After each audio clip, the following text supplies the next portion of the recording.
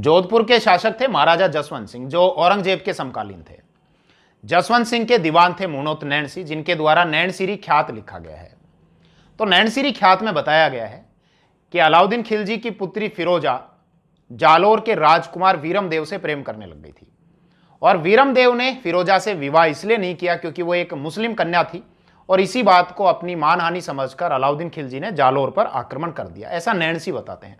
हालांकि ये प्रेम प्रसंग वाली बात पद्मनाभ के द्वारा भी बताई गई है कानड़ देव प्रबंध में। पद्मनाभ जो 15वीं शताब्दी के लेखक थे, उनके द्वारा इस प्रकार की बात बताई गई है। इसके अलावा फरिश्ता ने भी अपनी किताब तारीख फरिश्ता में भी ये प्रेम प्रसंग वाली बात बताई है।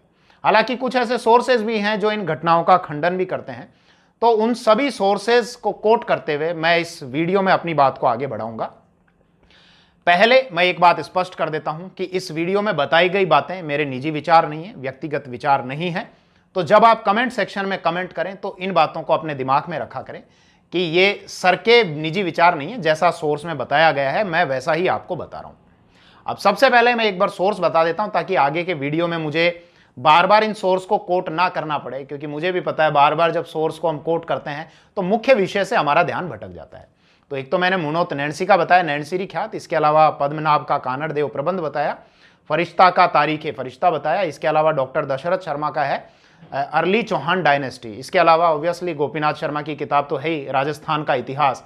इसके अतिरिक्त बर्नी की किताब भी है, तारीख फिरोज शाही। बर्नी जो अलाउद्दीन खिलजी के भी समकालीन थे, मोहम्मद बिन तुगलक से तो अच्छे रिश्ते थे बर्नी के, और फिरोज शाह तुगलक के भी समकालीन थे, और ये किताब तारीख फिरोज शाही फिरोज शाह के समय ही उन्होंने लिखी थी।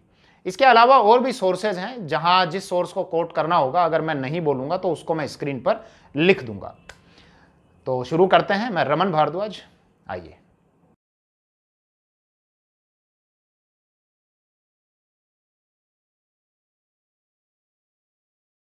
अब इस विषय की शुरुआत उस युद्ध से कर लेते हैं जिसका कारण वही प्रेम प्रसंग बताया जाता है। सन 1311 ईस्वी में अलाउद्दीन खिलजी ने जालोर के गढ़ पर आक्रमण किया, और इस समय बहुत बड़ी संख्या में महिलाओं ने जौहर कर लिया था। मतलब वो जिंदा अग्नि कुंड में कूद गई, उन्होंने जिंदा अपने आप को अग्नि के हवाले कर दिया। ऐसा इसलिए किया जाता था ताकि पराजय होने के बाद भी दुश्मन सेना के जो पुरुष हैं वो उनके शरीर को स्पर्श ना कर सकें। इसीलिए अपने सतीत्व की रक्षा के लिए राजपुताना में महिलाएं जौहर कर लेती थी, और ऐसा केवल जालोर में नहीं बहुत जगह आपको देखने को मिलेगा। जैसे 1303 में चित्तौड़ में भी हुआ था, चित्तौड़ में तो 3 बार हो चुका था, रणथंबोर में भी हुआ, जैसलमेर में भी हुआ, तो महिलाएं जौहर कर लिया करती थी। योद्धाओं के द्वारा क्या किया, तो योद्धाओं ने केसरिया बाना पहना और वो युद्ध भूमि में मरने और मारने के लिए कूद पड़े, और इसको केसरिया करना कहा जाता था। तो 1311 में ये जालोर का शाका हुआ। शाका मतलब जिसमें केसरिया और जौहर दोनों घटनाएं होती हैं उसको शाका कहा जाता है, और दोनों में से अगर कोई एक घटना ना हो तो उसको आधा शाका या अर्ध शाका कहा जाता है। खैर 1311 का ये शाका हुआ। अलाउद्दीन खिलजी का जालोर के गढ़ पर अधिकार हो गया। जो प्रजा बची कुची रह गई थी उनको भी बहुत बड़ी संख्या में मारा गया, काटा गया। जो महिलाएं बच गई थी, जौहर नहीं कर सकी थी, उनको बंदी बना लिया गया। बंदी बनाकर अपने हरम में ले जाया जाता था, और जालोर गढ़ का नाम बदलकर जलालाबाद कर दिया गया। और जीतने की खुशी में अलाउद्दीन खिलजी ने वहां एक मस्जिद का निर्माण कराया जो आज भी है। उसको अलाउद्दीन की मस्जिद या अलाही मस्जिद या इलाही मस्जिद कहा जाता है। खैर इतना परिचय मिला जालोर के उस घटना के संबंध में। थोड़ा सा और परिचय ले लेते हैं। जब जालोर का यह शाका हुआ तो उस समय जालोर के शासक कानड़ देव चौहान थे, यानी यहां चौहानों की सत्ता स्थापित थी। हालांकि जालोर पर पहले परमारों का अधिकार हुआ करता था, और परमार गुजरात के चालुक्य शासकों के कभी तो अधीन हो जाया करते थे और कभी परिस्थितियों के अनुसार अपने आप को स्वतंत्र घोषित कर लिया करते थे। लेकिन बाद में परमारों से जालोर छीन लिया गया चौहानों के द्वारा। नाडोल के चौहान थे, नाडोल वर्तमान में जगह आती है पाली में, और यहीं नाडोल चौहानों की शाखा के जो वंशज थे कीर्तिपाल चौहान, कीर्तिपाल चौहान के द्वारा 1181 में परमारों से जालोर छीन लिया गया और जालोर में चौहानों की सत्ता स्थापित की गई।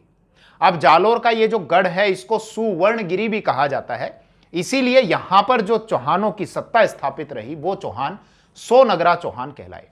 महाराणा प्रताप के बारे में आप सभी जानते ही हैं। महाराणा प्रताप के जो नाना थे वो जालोर के ही थे, सोनगरा चौहान थे, अखेराज चौहान। खैर इतना परिचय मिला। अब आते हैं हम उस विषय पर जो प्रेम प्रसंग से संबंधित है और जिसकी वजह से ही ये युद्ध होना बताया है, जिसके संबंध में मैंने अभी आपको जानकारी दी। सबसे पहले मुनोत नैणसी को लेते हैं।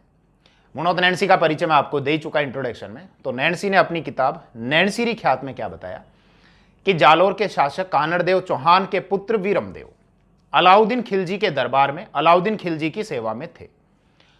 अलाउद्दीन खिलजी के हरम की राजकुमारी थी अलाउद्दीन खिलजी की पुत्री फिरोजा, वो वीरमदेव से प्रेम करने लगी।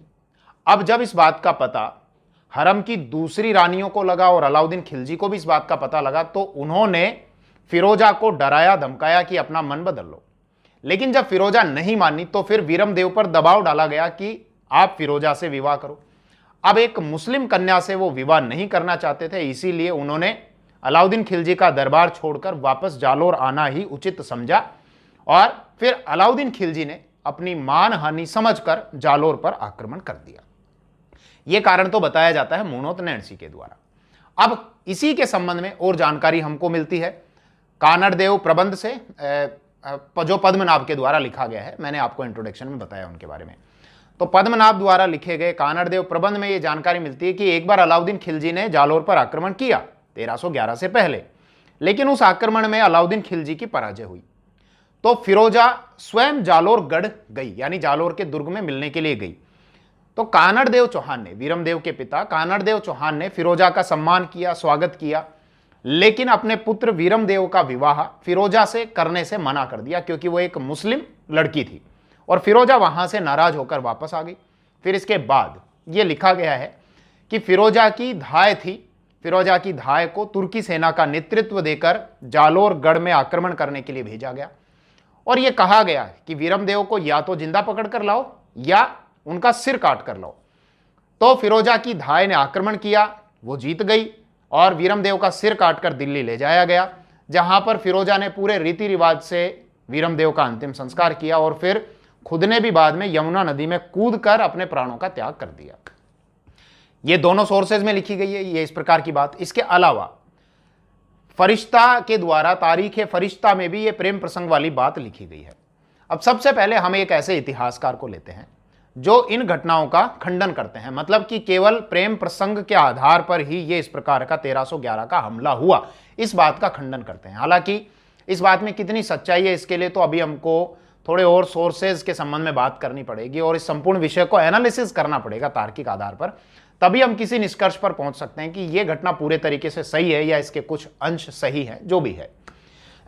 तो एक इतिहासकार हैं डॉक्टर लाल, अपनी किताब खिलजी वंश का इतिहास में उन्होंने बताया है इस घटना का खंडन करते हुए कि एक तो उस समय किसी महिला को फिरोजा की धाय को नेतृत्व देकर भेजा था ना, तो उसी महिला के संबंध में डॉक्टर लाल ने एक शब्द यूज में लिया है, रखेल। तो क्या कहते हैं कि उस समय किसी रखेल को तुर्की सेना का नेतृत्व देकर भेजना, ये बात पचती नहीं है, यह असंभव सा लगता है, क्योंकि महिला के नेतृत्व को उस जमाने में लोग स्वीकार नहीं किया करते थे। हालांकि डॉक्टर लाल की इस बात का खंडन गोपीनाथ शर्मा के द्वारा किया गया। क्या कहा गया कि इस घटना से बहुत वर्षों पहले ही, यह घटना तो कब की है, 1311 से ठीक समय पहले की है ना, जब फिरोजा की धाय को भेजा गया होगा, तो उससे काफी समय पहले 1236 से 1240 ईस्वी के दौरान भारत की शासिका एक महिला ही थी, रजिया सुल्तान। और उस समय भी बहुत सारे ऐसे अमीर थे, अमीर का मतलब जो मुस्लिम ऐसे लोग जो सीधे सीधे मुस्लिम शासक के पद को प्रभावित करते थे, जिनकी सत्ता एक समय में बहुत ज़्यादा चलने लग गई थी। तो बहुत सारे ऐसे अमीर थे, ऐसे अधिकारी थे जो एक महिला शासिका के नेतृत्व को स्वीकार नहीं करते थे, अपने स्वाभिमान पर चोट समझते थे, लेकिन उसके बावजूद भी रजिया सुल्तान ने 4 साल तक शासन कर लिया था। तो ऐसा संभव हो सकता है कि किसी महिला को तुर्की सेना का नेतृत्व देकर भेजा गया हो। तो गोपीनाथ शर्मा डॉक्टर लाल की इस बात का खंडन करते हैं। अब डॉक्टर लाल ये भी कहते हैं इस घटना के संबंध में, प्रेम प्रसंग के संबंध में, कि ये पूरी जो काल्पनिक बातें हैं ये फरिश्ता के द्वारा लिखी गई हैं, तारीख फरिश्ता में, और इन बातों पर विश्वास नहीं किया जा सकता, ये डॉक्टर लाल कहते हैं। अब हम विश्वास करें या ना करें और गोपीनाथ शर्मा के संबंध में क्या मत हैं उन पर भी हम विचार करें, और हमारे अपने क्या मत हैं वो भी मेरे मत में आपके समक्ष रखूं, तो एक बार थोड़े से और सोर्सेज की तरफ मैं आपको लेकर जाऊं और उन घटनाओं पर भी चर्चा करूं। सोर्स कानड़देव प्रबंध पद्मनाभ के द्वारा लिखा गया है, एक घटना का जिक्र किया है कि सन 1298-99 की एक घटना बताई गई है। उस घटना के संबंध में मैं जानकारी दूं तो थोड़ा सा जालोर में उस समय कौन शासक थे, वहां की कैसी राजनीतिक परिस्थितियां थी, उससे आपको अवगत करा देता हूं। 1298-99 के समय जालोर के शासक थे सामंत सिंह चौहान, जो कानड़देव चौहान के पिता थे। सन 1282 ईस्वी में वो शासक बने थे और 1305 ईस्वी तक वो शासक रहे थे। हालांकि 1298-99 ईस्वी तक आते आते वो वृद्धावस्था की ओर अग्रसर थे और इसीलिए उन्होंने अपने जीवित रहते हुए ही 1305 में कानड़देव चौहान को जालोर के शासन की बागडोर सौंप दी थी, क्योंकि उस समय राजनीतिक परिस्थितियां बदल रही थी। 1305 से पहले 1301 में रणथंबोर पर अलाउद्दीन खिलजी ने आक्रमण कर दिया था, वहां शाका हुआ था। 1303 में चित्तौड़ में भी शाका हुआ था। तो इन राजनीतिक परिस्थितियों को, बदलती हुई राजनीतिक परिस्थितियों को ध्यान में रखते हुए और अपने वृद्धावस्था को ध्यान में रखते हुए 1305 ईस्वी में अपने जीते जी सामंत सिंह चौहान ने कानड़देव चौहान को जालोर का शासक बना दिया था। हालांकि शासक बनाने से पहले भी कानड़देव चौहान का ही रोल अहम हुआ करता था एक शासक के कर्तव्यों के निर्वहन में। ठीक है साहब, तो वापस विषय पर आइए कि पद्मनाभ ने कानड़देव प्रबंध में क्या लिखा है कि 1298-99 ईस्वी में अलाउद्दीन खिलजी ने गुजरात के अभियान के लिए अपनी एक सेना भेजी, गुजरात को जीतने के लिए, और जालोर के शासक से यह कहलवाया कि हमारी सेना आपके राज्य में से गुजरेगी, इसलिए उसको गुजरने दिया जाए, उसके मार्ग को अवरुद्ध ना किया जाए। लेकिन जैसा लिखा गया है कि जालोर के शासक ने यह कहते हुए मना कर दिया कि आप लोग गाय का मांस खाते हो, ब्राह्मणों का अपमान करते हो, ब्राह्मणों का विरोध करते हो और स्त्रियों को बंदी बनाते हो, इसीलिए आपकी सेना को जालोर में से नहीं गुजरने दिया जाएगा। इसका एक कारण और भी हो सकता है, क्योंकि जहां जहां से तुर्की सेना गुजरती थी वहां उस पूरे क्षेत्र को लूट लिया जाता था, बर्बाद कर दिया जाता था, हत्याएं की जाती थी। तो खैर जालोर के शासक के द्वारा मना कर दिया गया। तो मजबूर होकर अब अलाउद्दीन खिलजी की सेना को मेवाड़ के मार्ग से होकर गुजरात की ओर जाना पड़ा, और मेवाड़ के मार्ग से वो जहां गुजरे उस पूरे क्षेत्र को वो लूटते गए, तबाह करते गए। मेवाड़ वही हिस्सा जहां के महान योद्धा बाद में महाराणा प्रताप ने जन्म लिया, महाराणा सांगा ने जन्म लिया, उसी मेवाड़ से होती हुई वो सेना गुजरात पहुंची।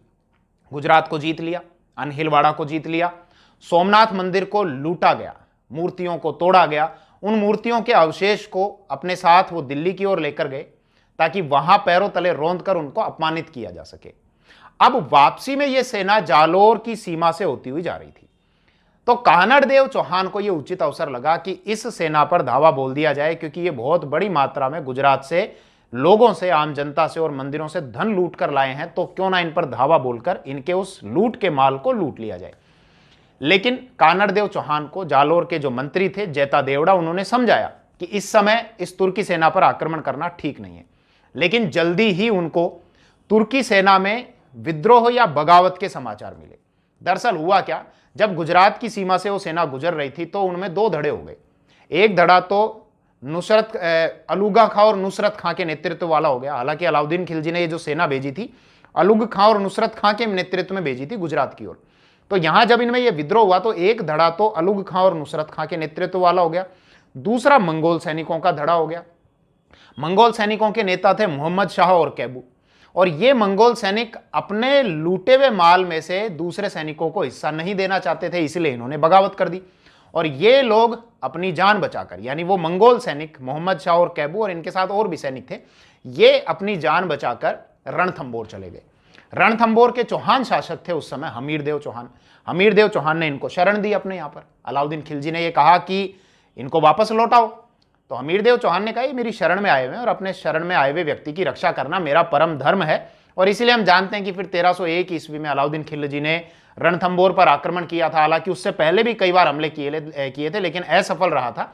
लेकिन 1301 ईस्वी में वो आक्रमण किया और उसमें हमीरदेव चौहान ने अपने शरणागत की रक्षा के लिए अपना सब कुछ न्यौछावर कर दिया था। खैर, वापस हम विषय पर आ जाते हैं। तो जालोर की सीमा में उनके मध्य विद्रोह हो रहा था, तुर्की सेना दो धड़ों में बट गई थी। अब ये खबर जब कानड़देव चौहान को लगी तो उनको भी उचित अवसर लगा कि अब इन पर धावा बोल दिया जाए। तो कानड़देव चौहान ने धावा बोला और उनके लूट के माल को लूट लिया और वो लेकर जालोर की ओर आ गए। अब अलाउद्दीन खिलजी को इस बात का पता चला तो हालांकि थोड़ा सा आपके दिमाग में भी ये विचार आ ही रहा होगा कि ये घटना तो सर 1298-99 की है, लेकिन अलाउद्दीन खिलजी ने तो 1311 में आक्रमण किया जालोर पर। तो हालांकि अगर 1298-99 की इस क्रिया की प्रतिक्रिया अगर उसको देनी थी तो वो तुरंत दे सकता था ना, क्योंकि हम जानते हैं कि जब मोहम्मद शाह और कैबू अलाउद्दीन खिलजी के विद्रोहियों को शरण देने पर अलाउद्दीन खिलजी ने हमीरदेव चौहान पर तुरंत आक्रमण कर दिया था, तो यहां तो कानड़देव चौहान ने अलाउद्दीन खिलजी की सेना को लूटा था, तो फिर तुरंत आक्रमण क्यों नहीं किया गया? यह सारा विषय आपके सामने धीरे धीरे स्पष्ट हो जाएगा। तो खैर वापस विषय पर आ जाते हैं कि कानड़देव चौहान ने तुर्की सेना को लूट लिया।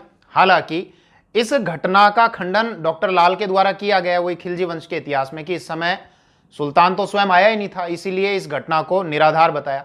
लेकिन निराधार नहीं बताया जा सकता सुल्तान के आने या नहीं आने से, क्योंकि सेना तो आई थी और इसका उल्लेख हमको फारसी स्रोतों में भी देखने को मिलता है। फारसी तवारीखों से पता चलता है कि तुर्की सेना जालोर की सीमा से गुजरी थी और विद्रोह के माल को लेकर उसकी सेना में बगावत हो गई थी।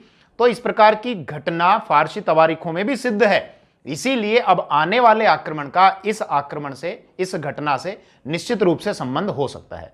अब हम उस विषय की ओर चलते हैं कि साहब आखिर ये प्रेम प्रसंग वाली बात सत्य है या नहीं है।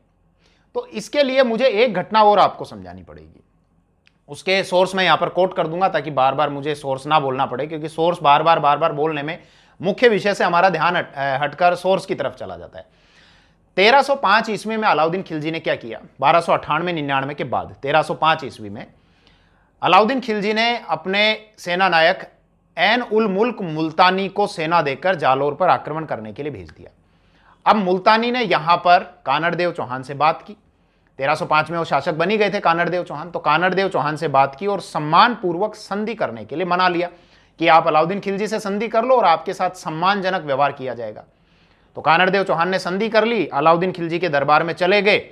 अब एक दिन जब अलाउद्दीन खिलजी ने यह कहा कि आज पूरे भारतवर्ष में ऐसा कोई हिंदू शासक नहीं है जो मुझको चुनौती दे सके या मेरा सामना कर सके, तो कानड़देव चौहान को यह बात अच्छी नहीं लगी और उन्होंने भरे दरबार में अलाउद्दीन खिलजी को युद्ध की चुनौती दी और वापस जालोर आ गए। हालांकि इसके संबंध में गोपीनाथ शर्मा का मत अलग है, वो इस बात का खंडन करते हैं और ये कहते हैं कि सुल्तान के दरबार में, अलाउद्दीन खिलजी के दरबार में उसी को चुनौती देकर वापस जिंदा लौटकर आना थोड़ा मुश्किल है, क्योंकि अगर ऐसा हुआ भी होगा कि अलाउद्दीन खिलजी को चुनौती दी गई होगी तो इस बात की कम संभावना है कि अलाउद्दीन खिलजी ऐसे में कानड़देव चौहान को वापस आने दे। डॉक्टर लाल के द्वारा भी इस घटना का खंडन किया गया है। वो ये कहते हैं कि अगर कानड़देव चौहान ने पहले संधि कर ली और उसके बाद वर्षों तक उनके संबंध अच्छे रहे, तो फिर अचानक से इस प्रकार कानड़देव चौहान द्वारा अलाउद्दीन खिलजी के प्रति इस प्रकार का व्यवहार किया गया हो और वो जालोर आ गए हों, तो ये थोड़ा सा असंभव सा प्रतीत होता है। खैर, इतने सारे सोर्सेज का अध्ययन करने के बाद भी वो यक्ष प्रश्न तो हमारे सामने अभी तक जीवित है कि फिरोजा और वीरमदेव की प्रेम कहानी में कितनी सच्चाई है। तो मैं एक काम करता हूं, इतिहासकार गोपीनाथ शर्मा के कथन को आपके सामने रखता हूं और फिर उसी कथन को सरल भाषा में आपको समझाता हूं ताकि आप ये समझ सकें कि गोपीनाथ शर्मा क्या कहना चाह रहे हैं। गोपीनाथ शर्मा ने यह कहा कि इस पूरी घटना को निराधार नहीं बता सकते, इसके कुछ अंशों पर संदेह हम जरूर कर सकते हैं, लेकिन पूरी घटना को निराधार नहीं बता सकते। जैसा डॉक्टर लाल ने यह कह दिया कि यह तो पूरी घटना काल्पनिक है और फरिश्ता ने अपनी किताब तारीख फरिश्ता में ऐसा लिख दिया है। आगे गोपीनाथ शर्मा यह भी कहते हैं कि 1298-99 से और 1311 ईस्वी के मध्य का ये जो लंबा समय अंतराल हो गया, ये इस प्रकार की घटनाओं को कुछ ना कुछ बल अवश्य देता है। यह भी कहा गया है कि जो भी सोर्सेज अभी हमने देखे थे, उन सोर्सेज में से पद्मनाभ के द्वारा लिखा गया कानड़देव प्रबंध वो बाकी सोर्सेज की तुलना में ज्यादा पुराना और विश्वसनीय है। इसलिए अगर उसमें इस प्रकार की बातें लिखी गई हैं तो उन सारी बातों को निराधार नहीं बताया जा सकता, उसके कुछ अंशों पर हम संदेह कर सकते हैं। अब मैं समझाता हूं गोपीनाथ शर्मा आपको क्या कहना चाह रहे हैं। एक तो यह कहा कि 1298-99 से और 1311 ईस्वी के मध्य का यह लंबा समय अंतराल है, यह इस प्रकार की बातों पर कुछ ना कुछ तो जोर अवश्य देता है। इसका अर्थ यह है कि हम जानते हैं 1298-99 में जब गुजरात से लौटती हुई तुर्की सेना जालोर के मार्ग से गुजर रही थी तो कानड़देव चौहान ने उन पर हमला किया था और उनका माल लूट लिया था। अब अगर अलाउद्दीन खिलजी को अपने उस अपमान का अगर बदला लेना होता तो इसकी प्रतिक्रिया तुरंत दी जाती, इसके साल या 2 साल बाद। लेकिन अलाउद्दीन खिलजी ने हमला कब किया? 1311 ईस्वी में। इसका मतलब इस 1311 के हमले का जो कारण है वो ये 1298 या 99 की घटना तो कम ही हो सकती है। ये भी हो सकता है रीजन, लेकिन इसके बाद की भी कोई और घटना हो सकती है। अब हम ये भी जानते हैं कि जैसा और बाकी सोर्सेज में लिखा गया था कि 1305 ईस्वी में अलाउद्दीन खिलजी ने ऐन उल मुल्क मुल्तानी के नेतृत्व में जालोर पर एक सेना भेजी थी और मुल्तानी ने कानड़ देव को सम्मानजनक संधि करने के लिए मना लिया था। तो जैसा नैणसी लिखते हैं कि कानड़ देव के पुत्र वीरम देव अलाउद्दीन खिलजी की सेवा में थे, तो यह हो सकता है ना कि अगर वीरम देव अलाउद्दीन खिलजी की सेवा में थे, उसके दरबार में अगर थे, तो उसके हरम की राजकुमारी फिरोजा वीरम देव से प्रेम करने लग गई हो और वीरम देव एक मुस्लिम कन्या से विवाह न करने के कारण, दबाव के कारण वहां से वापस लौट कर आ गए हों। तो इन घटनाओं में कुछ सच्चाई तो हो सकती है, लेकिन जैसा गोपीनाथ शर्मा ये कहते हैं कि इसके कुछ अंशों पर हम संदेह कर सकते हैं। जैसे कुछ बातें हो सकता है बढ़ा चढ़ाकर लिख दी गई हों कि वीरम देव का फिर बाद में सिर काटकर दिल्ली ले जाया गया, वहां पर फिरोजा ने पूरे रीति रिवाज से अंतिम संस्कार किया और फिर वो खुद यमुना नदी में कूदकर उसने अपने प्राणों का त्याग कर दिया हो। तो ये बहुत सारी जो बातें हैं वो हो सकता है बढ़ा चढ़ाकर लिख दी गई हों, लेकिन इस बात में सच्चाई हो सकती है कि फिरोजा वीरम देव से प्रेम करने लग गई हो और बाकी बातों पर हम थोड़ा बहुत संदेह कर सकते हैं कि थोड़ा घुमा फिराकर इन बातों को लिख दिया गया हो। गोपीनाथ शर्मा यह भी कहते हैं कि इस 1298-99 से 1311 ईस्वी के मध्य का ये जो लंबा जो समय अंतराल है, इस समय अंतराल में अलाउद्दीन खिलजी के द्वारा या उसकी सेना के द्वारा जालोर पर और आक्रमण भी किए गए होंगे, जैसा हमको स्थानीय सोर्सेज में तो पता चलता है, लेकिन उनका उल्लेख फारसी तवारीखों में देखने को नहीं मिलता। उसका रीजन ये देते हैं गोपीनाथ शर्मा कि हो सकता है उन हमलों में अलाउद्दीन खिलजी की पराजय हुई हो, इसीलिए उसकी पराजय को इन फारसी तवारीखों में स्थान नहीं दिया गया हो। क्योंकि यह बात स्पष्ट है कि 1311 में जब अलाउद्दीन खिलजी ने जालोर पर आक्रमण किया था, तो उससे पहले उसको 1308 में शिवाणा के दुर्ग को जीतना पड़ा था। उस समय शिवाणा का शासक था शीतल देव और वहां पर शाका हुआ था, मतलब महिलाओं ने जौहर किया था और योद्धाओं ने केसरिया किया था। तो सीधे जालोर पर अधिकार नहीं कर सका था अलाउद्दीन खिलजी, पहले शिवाणा को जीतना पड़ा था। उसके बाद फिर एक लंबी स्ट्रेटेजी बनाई गई और 3 साल में जाकर जालोर को जीता गया था। और हम ये भी जानते हैं कि इल्तुतमिश के समय में भी जालोर में चौहानों की सत्ता कमजोर नहीं थी, क्योंकि जब इल्तुतमिश अपने राज्य का विस्तार कर रहा था और बड़ी बड़ी शक्तियां धराशायी होती जा रही थी, तब उसको जालोर के चौहानों से संधि करनी पड़ गई थी इल्तुतमिश को। तो जालोर की सत्ता कमजोर नहीं थी, इसलिए इस बात की संभावना है कि बीच बीच में अगर अलाउद्दीन खिलजी ने आक्रमण किए भी होंगे तो उसकी पराजय के कारण उनको फारसी तवारीखों में स्थान नहीं दिया गया होगा। उम्मीद है ये विषय आपको बहुत पूरा अच्छे से समझ में आया होगा। मेरा इसमें यह मत है कि ये प्रेम प्रसंग वाली बात के कुछ अंश सच्चे हो सकते हैं कि अगर वीरमदेव वहां दरबार में रहे हों अलाउद्दीन खिलजी के, तो फिरोजा वीरमदेव से प्रेम करने लग गई हो, लेकिन बाकी की जो बातें हैं वो हो सकता है इतिहासकारों ने उसको बहुत ज्यादा बढ़ा चढ़ाकर लिख दिया हो। खैर, एक बात भी हमारे दिमाग में स्पष्ट है कि जालोर का अपना एक सामरिक महत्व होता था, क्योंकि अलाउद्दीन खिलजी दिल्ली में बैठा है और उसको अगर दक्षिण भारत में अपने राज्य का विस्तार करना है, तो जिस प्रकार उसके लिए मेवाड़ अहम है, उसी प्रकार जालोर भी अहम है। मेवाड़ और जालोर दोनों पर अपना अधिकार किए बिना उसके दक्षिण अभियानों को चोट पहुंचने वाली थी, क्योंकि अगर वो दक्षिण की ओर विस्तार भी करना चाहेगा तो मेवाड़ और जालोर के शासक बार बार उसके लिए चुनौतियां पैदा करेंगे। इसीलिए मेवाड़ को जीतने के बाद जालोर पर भी अधिकार करना जरूरी था, ताकि यहां पर वो अपनी सैन्य चौकियां स्थापित कर ले और आगे के अभियानों के लिए ये सैन्य चौकियां उसके लिए बैकअप का काम करें। और एक बात हमको थोड़ी सी और स्पष्ट नजर आती है कि जालोर पर अगर उसका अधिकार है अलाउद्दीन खिलजी का, तो गुजरात को भी लंबे समय तक अपने अधिकार में बनाए रखा जा सकता है, क्योंकि गुजरात का एक आर्थिक और सामरिक महत्व है।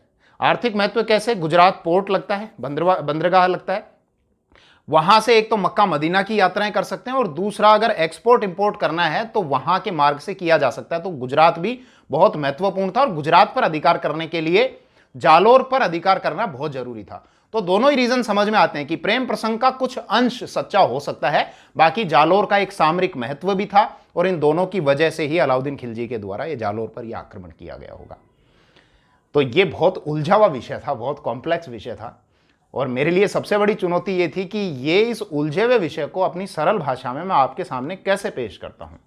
अब मुझे तो उम्मीद है कि अच्छे से मैं समझाने में कामयाब रहा हूंगा। ये तो अब आपके कमेंट से मुझे पता चलेगा कि कितना आप इस विषय को समझ पाए हैं। लेकिन अगर इस विषय पर कोई मूवी बनाई जाए इन ऑथेंटिक सोर्सेज के आधार पर, तो बहुत अच्छी मूवी इस विषय पर बनाई जा सकती है। खैर, कोई नया विषय देखते हैं नेक्स्ट वीडियो में। जय हिंद।